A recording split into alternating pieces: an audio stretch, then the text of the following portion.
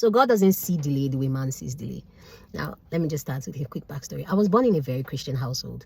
Daddy pastor, mom later became a pastor as well. Now, I feel like because of this type of upbringing, very early in life, I wanted to do ministry. I had two goals as a child: to be a pastor like my dad, and a mom like my mom.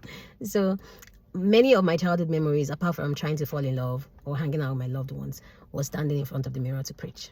So this was the mentality I took into life, high school and into uni. I wanted to do anything I could to serve, because that was like my happy place.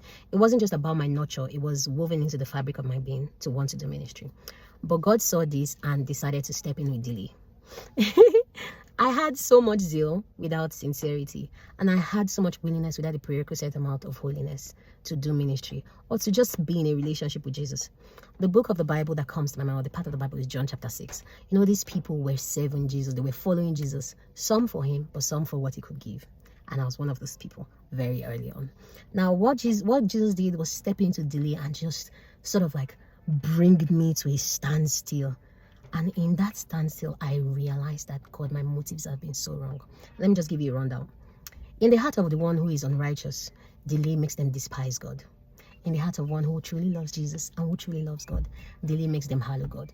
That's why you see, when they asked Jesus for bread, and he started to offer them the bread of life, that I am the bread of life, they were so pleased. Like, even the disciples, like, God, this is a hard thing to say.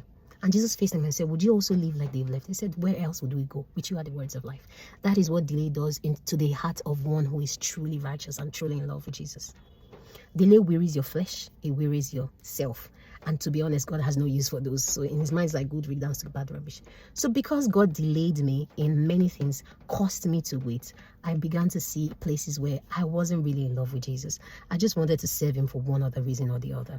That is why God also appreciates waiting. Now, many Christians have learned to wait. Wait is like self-inflicted delay. Delay is something that God does from his own end. Waiting on God is self-inflicted delay. But because you have waited on God doesn't mean that it will absorb you of the time he intends to still use to delay you. So know the difference. And when there is delay, just know that God has something great ahead of you.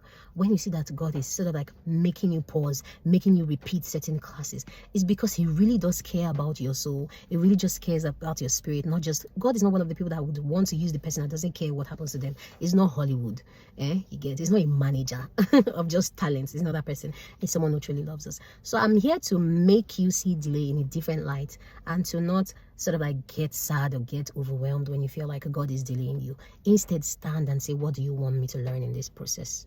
Okay? Yeah. So be encouraged and stay in love with Jesus. Bye.